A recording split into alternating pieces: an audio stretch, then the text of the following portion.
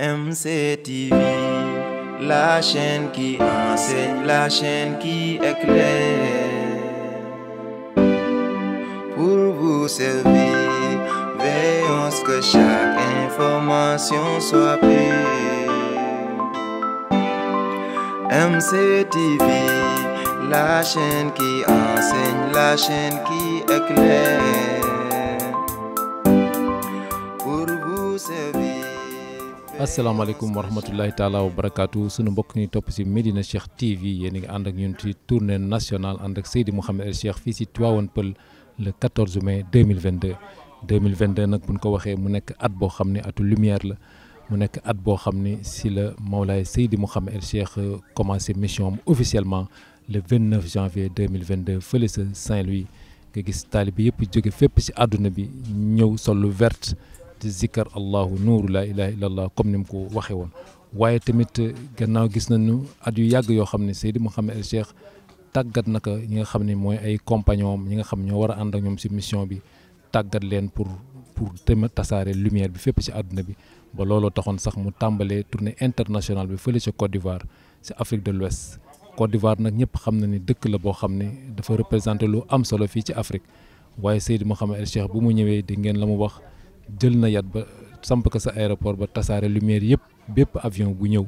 yóbbaale lumière bi tasaare ko fépp ci àdduna bi ba loolu sax gis ngeen ni am na ay jeexital ci Afrique ndax gis ngeen sa Madagascar macha allah imam boobu nga xam ne ay waxtaanam la jël reprendre que di ciy def ay di ci jàngale saa su nekk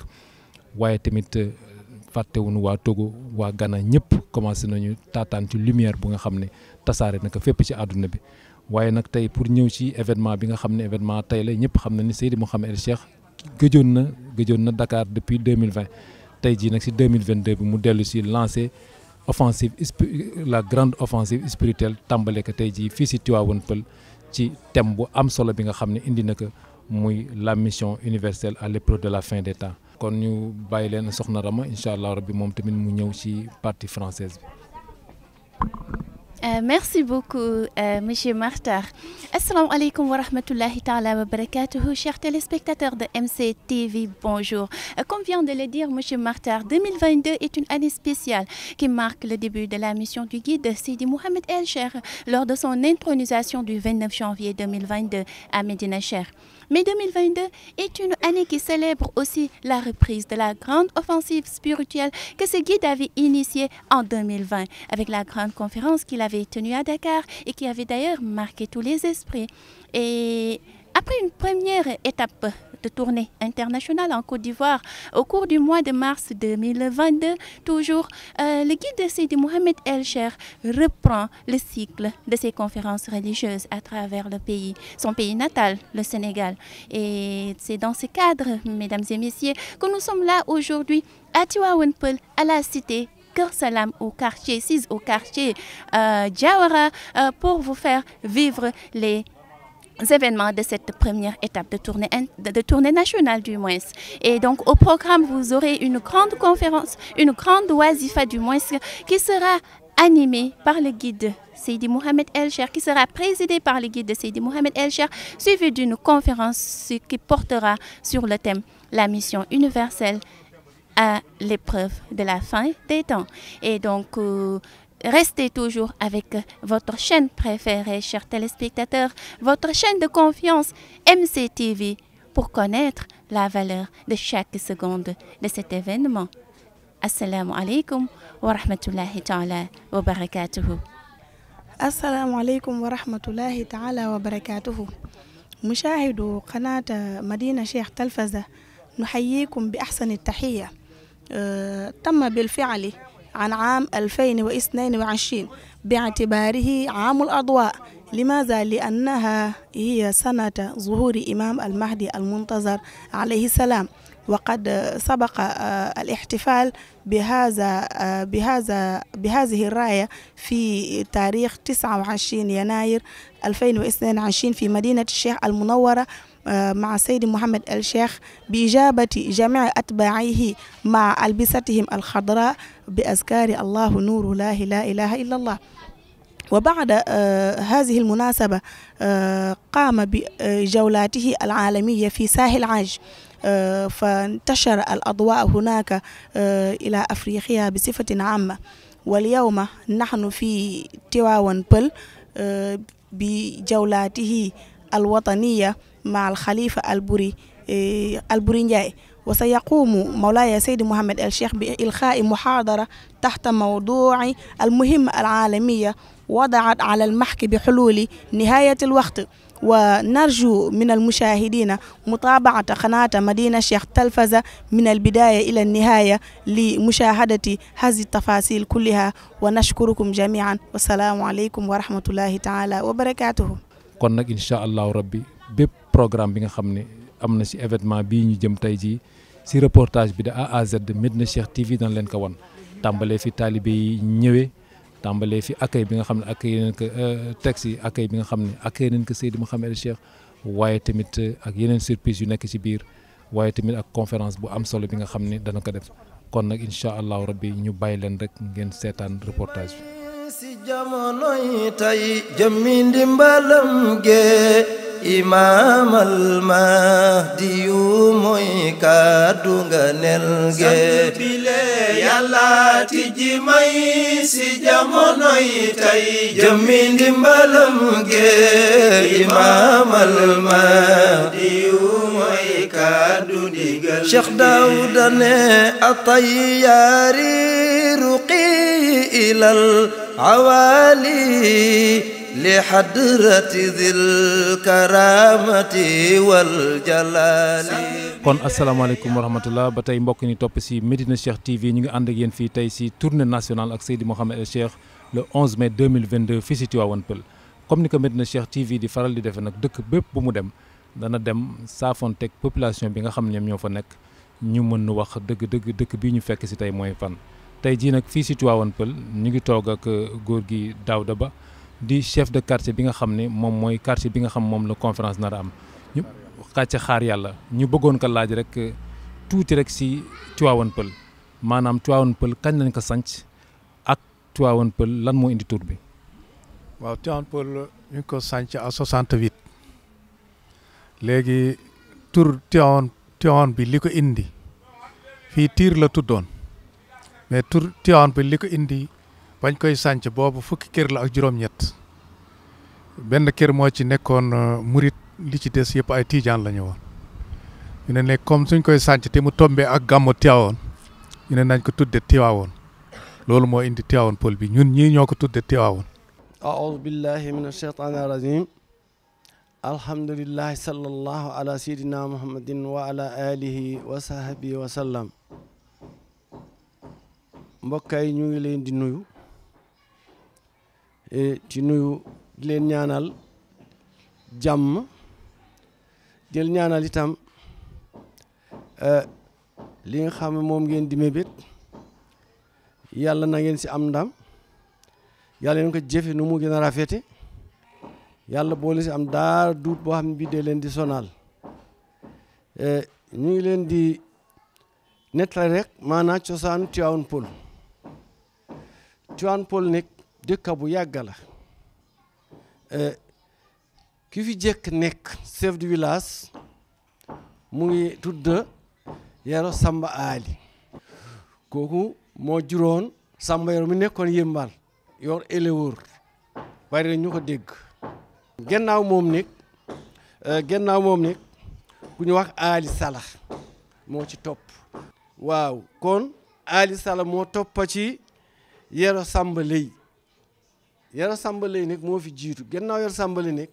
Ali Sala moo ci topp waaye seen diggante soree na lu bari diir yu bari la parce que biir nañu ko ci benn kayit ñetteel bi mooy Omar Thiofil nag moom sama papa bu ndaw la waaye Omar Thiofil moo fi gën a yàgg ndax Omar Thiofil boobu fekkaan tubaab yi ñoo fi yore booba fekkaan tubaab yi ñoo fi nekk ñoo ko jiite booba jamono boobu loolu yàgg na mais moom nag def na fi at yu bare moo fi ëpp lu mu fi toog li mu fi toog bari na mooy Omar Thiofil parce que boobu temps colonial la boobu benn nit ku ñu nekkagul fii pour mu nekk dara parce que jamono boobu si gennaaw gi Lamine Gueye ak Senghor dañu commencé di def politique loolu xam nga ne yàgg na kooku nekk mooy Omar Thiofel moom yàgg na fi lool sax gannaaw Omar Thiofel nekk Abdoul Gala Ndiaye moo nekk fii ci dëkk bi nii mooy 4e ci chef du village yi moom moo nekk 4e ci chef du village yi gannaaw Abdoul Gala Ndiaye nekk Alaji Gayu itam yoroon dëkk bi waaye moom itam diir bu gàtt la fi def yàggu fi ndax bi mu fi jógee chef ba moo ko wuut chef ba mooy xam nga Gayo mooy 5e chef du village gannaaw moom chef ba mooy 6e chef ba itam moom def na fi diir bu yàgg waaw parce que chef ba moom bi mu gaañoo mooy l'an 2003 si la génne àdduna moom chef ba bi mu génnee àdduna nekk l'an 2004 la ki fi toog tey Buubu Sow la jël l'an 2004 la jële boobee léegi nag moom moo fi nekk Buubu Sow mu nekk 7e ci chef du village yi lii Tivaouane Peulh daal nii la doxe waaye nag comme ne woon naa la Tiir lañ tuddoon bu njëkk l'an 1968 la ñu sañ ci Tivaouane Peulh ñu dajale dëkk bi yëpp état bi def ko politique il faut ñu dajale dëkk bi boobu nag ñu defoon ci tund yi fii ci jéeri ak ñu nekkoon vallée ci géej yëpp ñu dajale leen fii l'an 2008 en 1968 boobu la ñu tasal dëkk bi fii bi leen fi tasee fii nag boobu ay taalibe Tijaan rek ñoo fi am boobu nag mu tombe gàmmu Tiwaawoon boobu nag ñun suñu génération bi ñun ñoo doon yéenu néeg yi kër gu ne bu ñu kewee benn suur bu ne benn bés bu ne ñu daal di dem ñu yéenu néeg yi ñu indi ko ñu sampa ko suñu indee néeg yi ñu sampa ko ñu def lépp benn suur boobu kooku rek lay doon bu subaa ñu defaat keneen bés bu ne daal benn dëkk moom la ñu yéenu ñu indi ñu sànce ko ñu defar ko ba mu taxaw beneen suur ñu defaat beneen dëkk noonu la ñu ko toftale ba dëkk yëpp jeex dëkk yi jeexee nag léegi nag tombeek gàmmu Tiwaawoon bon ñu doon yoonu xale yi di wax Tiwaawoon moo woote tey Tiwaawoon moo woote Tiwaawoon Alaji Malick moo woote Tiwaawoon Alaji Malick moo woote mais ñu dégg ci loolu bee ñu tudde ko Tiwaawoon Alaji Malick bi loolu amee nag bi nga xamee dëgg bi daje na nag état bi nag ñëw di ngente nag tur wi mais bi état bi ñëwee yónni nañu sëñ bi Tiwaawoon am ku fi ñëw fekk si ko mais bi loolu amee ñun def demande dañoo bëgg léegi ñu tudde ko Tivaouane Peulh bon mais ñu ne la loolu mënul nekk parce que léegi tiir bi sori na ci état bi mu nga présidence mu nga fu ne kooku changé ko daal du mën a nekk bon bi loolu amee nag bi ñu dalee fi dëkk bi nag ñu tudde ko Tivaouane Peulh bi ñu tudde Tivaouane Peulh bi état bi ñëwee nag ñu ñaan nañu defal léegi turu Tivaouane Peulh ñu ne loolu daal fi mu nekk acceptement pour tiir daal nekk ko si lu tax ngeen di ko changé ñu mën ñu ko changé tas dem na ba ci fu ne ci état bi dem na fa kooku pour changer ko kooku problème yombul ñu laaj ko nag Tivaouane ñu déclaré loolu ñu ne bu leen ci sonn xam nga nu ngeen def ku judd rek déclaré leen Tivaouane Peulh xale bu judd rek déclaré leen Tivaouane Peulh ñu sax ci loolu ba Tivaouane Peulh léegi suul na léegi tiir bi kenn kamatu ko ci nii la amee lii mooy cosaan lii mooy fondement Tivaouane Peulh daal nii la demee. kon jërëjëf góor yi ñu ngi lay remercier bu baax macha allah si seen taxawaay gis nañu macha allah di leen invité waale aussi si conférence bu am solo bi nga xam ne def nañ ko. kon nag comme ni leen ko defee ni leen ko Médina Cheikh TV di indile saa su nekk tey jii ñu ngi woon Tivaouane Peulh pour conférence Seydi Mouhamed El Cheikh waaye tamit nag des na yeneen éléments yoo xam ne dañ leen ko wan ci activités yi nga xam ne ñi nekk biir Tivaouane Peulh loolu la ñuy yëngatu maanaam si activité économique yi nga xam moom la yëngatu surtout lu jëm ci wàllu mbay mi. ci kàttanu yàlla mi dundal suuf si jàmbaar ji lee di baykat bee taxaw ngir saxal meññeent yi. asalaamaaleykum wa rahmatulahi taala wa barakaatuhu mbokku téléspectateur MC TV ñu ngi leen di nuyu di leen tatagal fii ci Tivaouane Peulh ci tournée nationale bi nga xam ne suñu sang bu tedd bi da koy def di Mawlaaya Seydi Mouhamed El Cheikh dañuy faral nag heure bu ñu demee ci gox ñu xool ci wàllu économie dëkk ba ñi ngi fii ci toolu benn waay muy bay ay xeetu mbay yu bari xam naa après dinañ ko jox mu nuyoo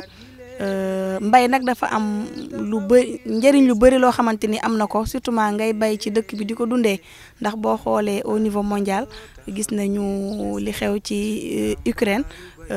guerre ba daanaka lu bëri gàllankoor na ko te ñooñu dañ doon bay li nga xam ne moom lañ doon séddale waa yeneen dëkk yi kon dañuy jox suñu mbokk mu tedd mi di ko dalal mu nuyoo présenté wu waale yaa Seydi salaamaaleykum wa rahmatulah. salaamaaleykum man la Assane Sow maa ngi dëkk bu Tivaouane Peulh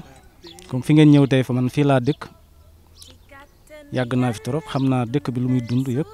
maa ngi leen di rafetlu comme ni ngeen ñëw ngeen seet si ñu am nañ ci kontaante bu baax a baax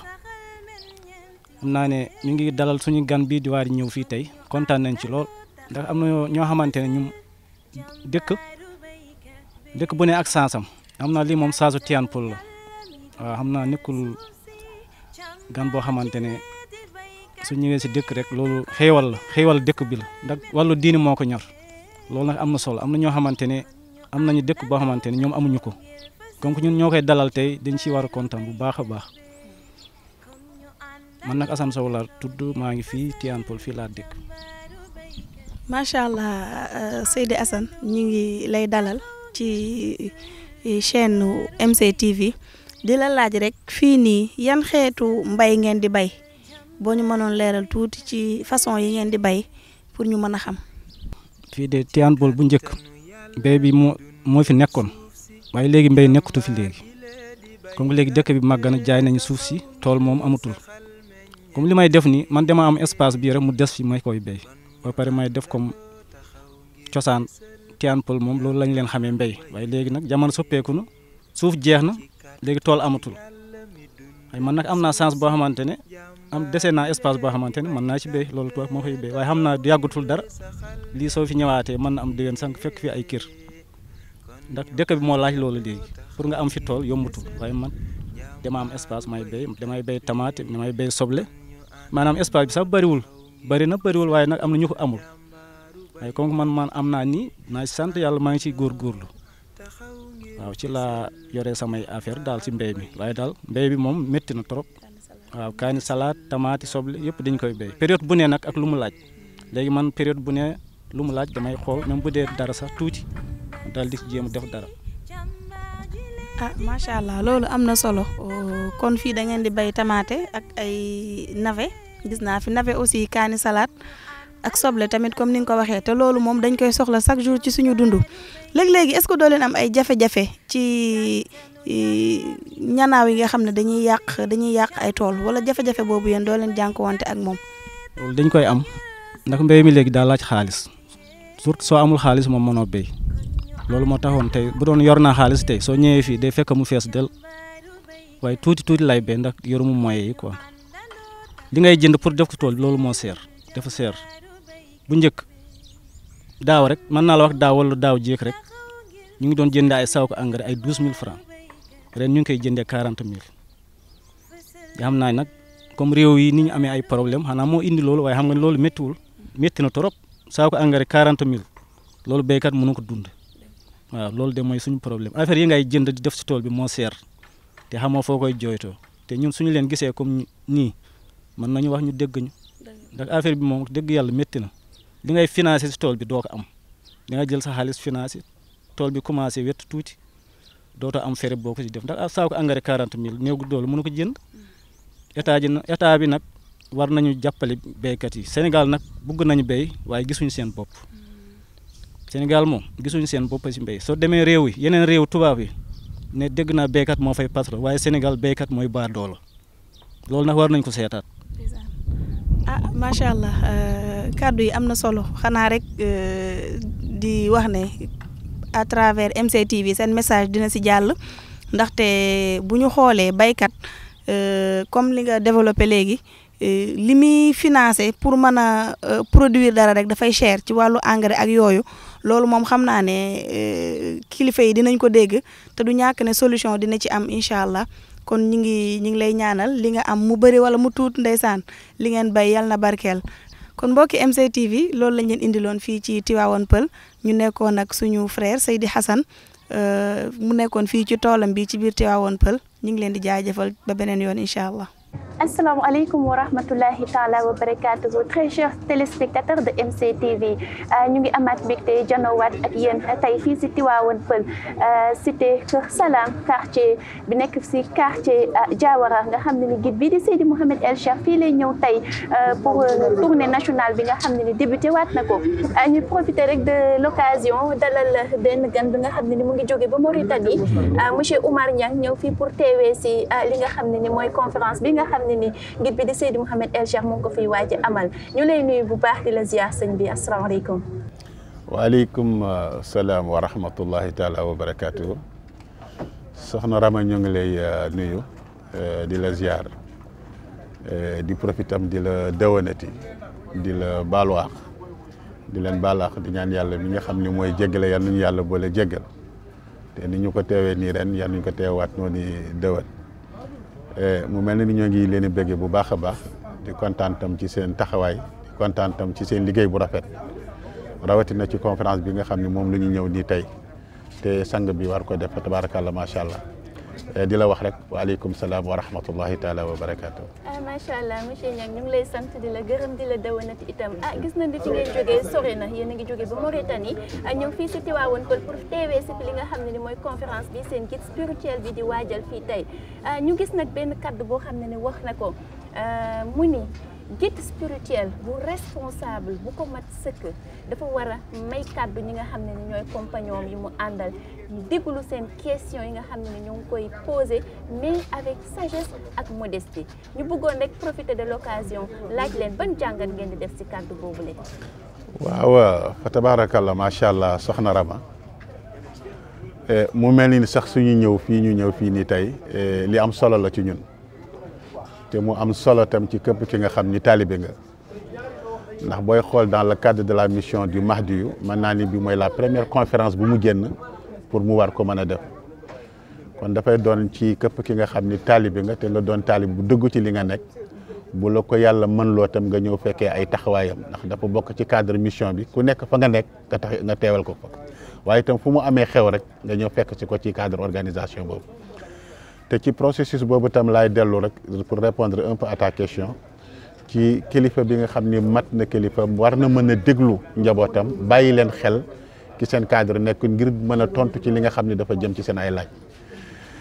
loolu missionnaire bu nekk wax dëgg yàlla war nga doxee nu lu mel ndax tey bu ñuy jël référence wala ñuy xool ci ki nga xam ni moo war a doy ku nekk nga seet ci moom ci yonent bi sallallahu alayhi wa sallam li ñu koy delloo te gis nga yonent yàlla Muhammad mi nga xam ni il a une mission universelle te moom la yàlla wax ni wa ma arsalnaaka ila rahmatan lil alamin baatu rahma boobu doyoon na ci moom lu mu wax lu nekk rek ñi nga nangul ko waaye terewul yàlla wax na ko del bàyyi xel di déglu ñi nga xam ni ñoom nga nekkanteel te loolu lu tax c'est parce que tout simplement dafa nekk benn cadre organisation missionnaire bi nga xam ni ñi ngay àndal aussi tam war nga xam ñan lañu war nga xam seen position spirituelle war nga xam aussi tam ci seen cadre organisation est-ce que ñii waras nañu méngoog yow ci li nga bëgg a doxalee si mission wala li nga bëgg aussi tam si mission mu taxawee noonu te ñooñu bu yàlla dogalee mu boole la ak ay njaboot war nga njaboot bi ku nekk ci ñoom nga xam ko mais pour nga xam sa njaboot fokk nga leen di bàyyi xel moo tax ñu ëpp ci ñoom ci seen cadre nekkin dañuy bàyyi xel seen njaboot ba pare nag di leen déglu ci li nga xam ni moom lu ñu bëgg a xam ngir mu dellu si waat leen tegaat leen ci yoonu siraatul mustaqim parce que loolu yëpp dafa dellu ci processus organisation mission am bàyyi xel njaboot bi waaye aussi tam di taataan njaboot ngir ëllëg même moom bu fekkee ni nekk fi ñoom ñu fi toogal ñu mën a teg seen tànk fi nga xam ni moom foofu la ko teg moo tax en général képp ki nga xam ni missionnaire nga da ngay bàyyi xel toujours sa njaboot di ko déglu di leen bàyyi xel mais aussi tam di leen orienter par rapport ak li nga xam ni loolu la ñuy doxalee ci biir mission bi. donc déglu bàyyi xel orienté dafa nekk comme ni ngeen ko waxee lu am solo maanaam si missionnaire surtout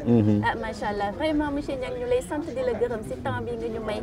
permettre ñu mën leen quand même poser ay questions ñu leen di sant di leen gërëm bañ leen te lu bëri rek di leen remercier bu baax macha allah. man maa leen di gërëm di leen sant Rama yéen ñi nga xam ne yéen ñu may opportunité bi tam ñu mën a toog waxtaanee ak njaboot bi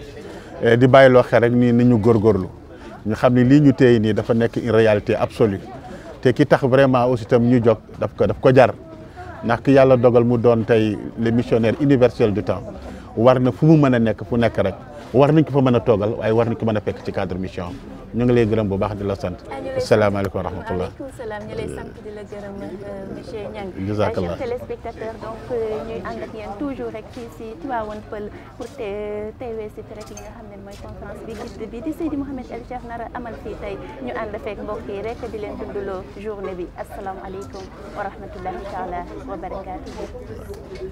asalaamaaleykum téléspectateur Medina Cheikh TV ñu ngi dellu di leen nuyu di leen kontaanee saa su nekk ci safoo bi nga xamante ni yéen a ngi ko safoo seen chaîne MC TV tey nag ñi ngi fii nga xamante ni moom mooy Tivaouane Peulh ñëw fas yéene fee dalal suñu sang bu tedd bi ñu ngi nii en face de nous Khalifa Albouri Ndiaye nekk représentant sang bu tedd bi fii nga xamante ni mooy Tivaouane Peulh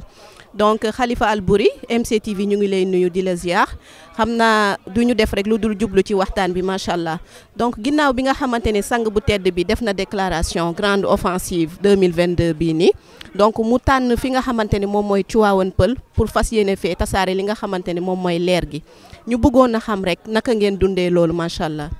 asalaamaaleykum wa rahmatullah yaa Zeyda Awa ñu ngi lay ziar Alisim Dadia di kontaan vraiment seen invité bi ngeen ma invité seen plateau bu tedd bi muy MC TV di ci jiital nag nuyu suñu sang bu tedd Mawlaaya Seydi Mouhamed El Cheikh moom mi nga xam ne moo waral bis bu tedd bi di wax ne nuñ ko dundee mooy mbégte boo xamante ne am na fu mu tàmbali mais amul fu mu yem waaw amul fu mu yem yàlla xam na ko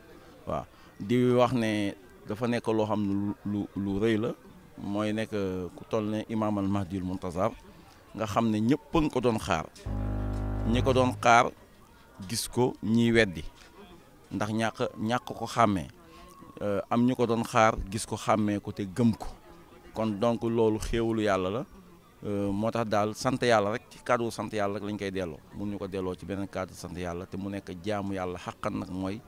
bég ci ñëw bi mu fiy ñëw tabaarakallah. amatina solo yaa Khalifa Albouri donc comme niñ ko waxee ci introduction bi ngeen nekk représentant sang bu tedd bi fii ci Tivaouane Peulh ku ne représentant di nga wax ki nga xamante ne maanaam moom moo fi véhiculer wala moom moo fi wane image yu sang bi waaye itam yow yaay ki nga xamante ne yow yaay tasaare leer gi fii macha allah ci barke sang bu tedd bi donc ñu bëggoon a xam dans un premier temps kañ la ñu sos daayratul iman Tivaouane Peulh ak naka la Khalifa Albouri Ndiaye di tasaare leer gi fii ci bërëb bi. waaw soxna Awa ndeysaan li nga laaj dafa am solo daayira Tivaouane Peulh ñun ñoo ngi ñëw ci sang bi fin 2016 dugg 2017 nekk nañ ci ronam 2016 17 18 19 ba 2020 yaakaar naa ci la yëkkati officiellement jox ñu ijaaza ci kanamu ñëpp mais officieusement joxoon nañu ndigal pour ñu samp fi mbalaan boobu nag bañ koy samp bu fekkee jumuma ci 2018 bi la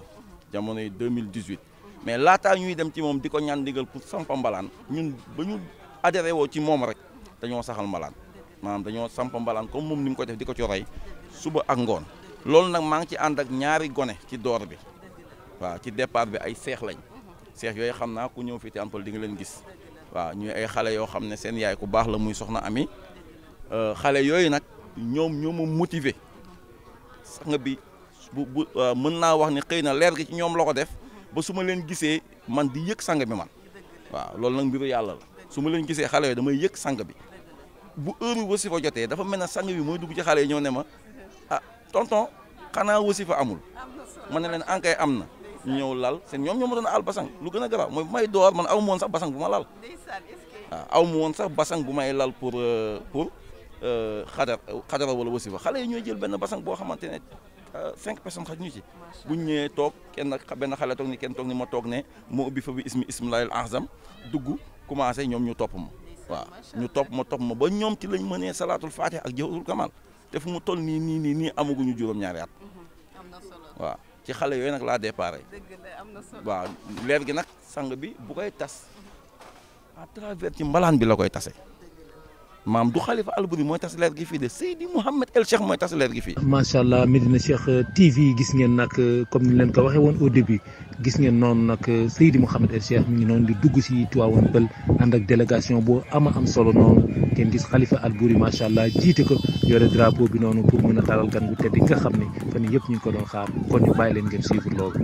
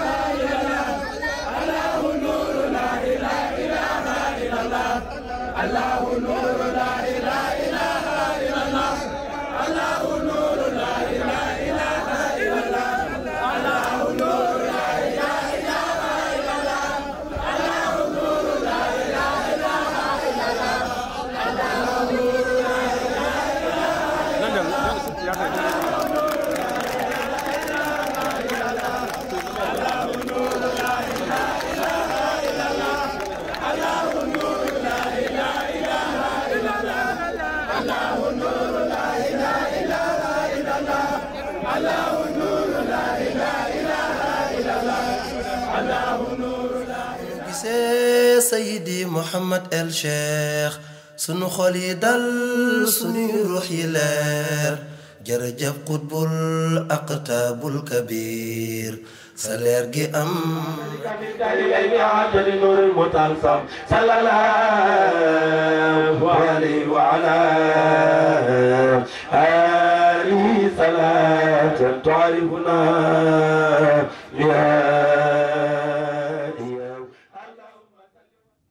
ci contexte moom yonent bi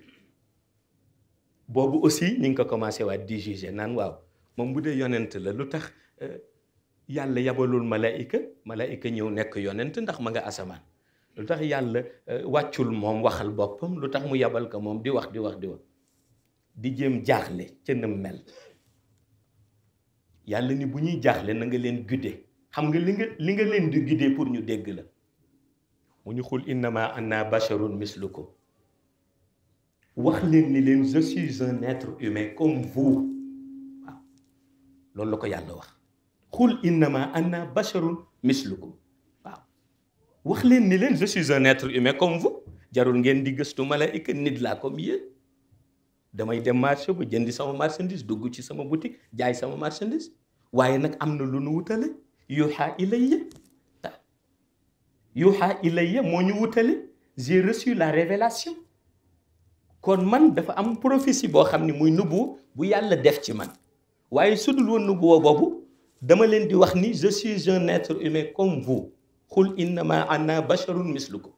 waaw yuuxa ilayya.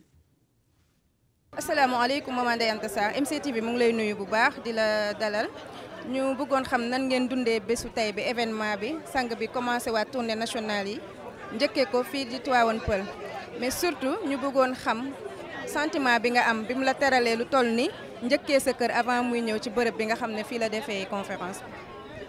aleykum salaam wa rahmatullah taala wa barakaatu. soxna Fatima maa ngi lay nuyu di la ziar di leen jaajëfal bu baax a baax di nuyu mbokki daayira iman yëpp ak fépp fu ñu mën a nekk si kaw suuf ñu ngi leen di nuyu di leen ziar si bakka suñu sang bu tedd bi. tey waa MCTV maa ngi leen di nuyu di leen ziar tey sang bu tedd bi ñëwaat defaat tournée nationale comme à l'accoutumée nu ñu ko tàmmale woon di ko def ñëwaat tey gannaaw tournée internationale bu mu defoon Côte d'Ivoire tey mu ñëw def tournée doore ko Tivaouane Peulh muy fédération Dakar Rufisque yëpp sang bi ñëw defee ko Tivaouane Peulh honoré ko Cheikh Albouri ñu ngi ko si félicité bu baax a baax a baax a baax di ko si ndokkale waaye di ko ndokkale mbokki daayira iman yëpp waaye nag nga laaj ma lan moo tax sama sentiment le fait que sang bi ñëw Dakar ñëw wàcc sama kër passé fa la journée xam naa loolu moom man mënuma leen wax sax sentiment bu ma si mën a am muy mbégte rek laa si mën a laa si am di ko bokk ak mbokku daayira iman yëpp mbokku taalibe yëpp di ko bokk ak compagnon yëpp sama kër mel na ni këru daayira iman la këru taalibe la parce que ñun ñëpp ay frère lañu ay sœur lañu ñu bokkoo ko te suñu sang bu tedd ñun ñëpp ñoo ko bokk lépp kuy def rek dañuy xëccandoo di dóorandoo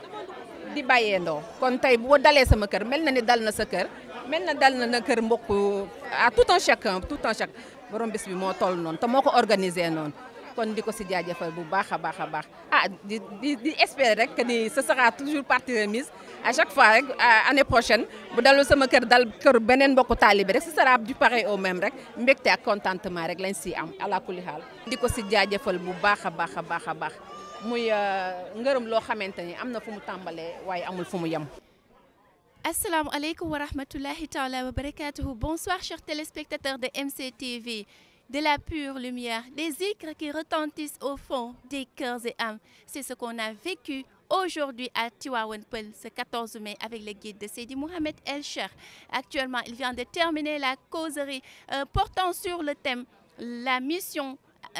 universelle à l'épreuve de la fin des temps ». Il a quand même eu à expliquer les deux facettes et l'objectif principal aussi du missionnaire qui est quand même très important. Et actuellement, on va profiter de l'occasion pour donner la parole à M. Hamidou pour qu'il nous fasse une petite analyse sur la causerie de Seydi Mouhamed El Cheikh. Bonsoir Sokhna Rama, bonsoir à toute l'équipe de MCTV. Alors encore une fois, c'est un honneur, un plaisir de retrouver l'équipe de MCTV dans cet espace du missionnaire universel. Alors, comme vous l'avez rappelé, on a vécu une après-midi de lumière intense. Ça a fait vibrer les cœurs, ça a fait simplement salmodier le nom divin et ça a profité également aux âmes qui étaient assoiffées de lumière. Alors, la circonstance, elle est précise dans la mesure où on se donne la date du 14 mai 2022. C'est la première sortie post-intronisation. Donc, on s'engage dans une série de sorties. Et la première partie, comme il le dit, le premier jalon, c'est le rendez-vous à Tivaouane Peulh. Le thème est très évocateur, je dirais très éloquent. La mission universelle à l'épreuve de la fin des temps. Lorsqu'elle a eu à soulever le thème, l'élan qu'il a engagé nous permet de retrouver 3 questions qui permettent de lire ce beau cours qu'il a fait sur la mission universelle à la fin des temps. La première question d'abord, c'est qu'est-ce qu'une mission universelle? C'est de Mouhamed El Cheikh à l'imam a posé la question, qu'est-ce que la mission universelle? Et pour répondre à ces questions, il nous a déjà posé, sinon offert la possibilité de retourner pour voir qu'est-ce qu'un missionnaire. Alors, qui est le missionnaire? Quelle est la mission dont il est chargé? Et pourquoi cette mission? En répondant à cette question, on retrouve ce qu'on appelle l'espace ou les circonstances dans lesquelles la mission est articulée ou bien pour lesquelles la mission est simplement définie. Alors, à partir du moment où il nous parle du missionnaire, de ses qualités, de son rang, il nous donne l'enjeu également de la mission universelle. Et l'enjeu de la mission universelle également trouve sa pertinence dans les circonstances où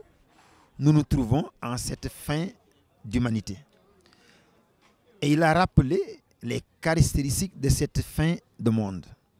Il nous a situé 3 maladies qui caractérisent notre humanité. La surdité, lorsqu'il est question de perception de la lumière. Les cœurs également frappés de cette maladie appelée de la méchanceté.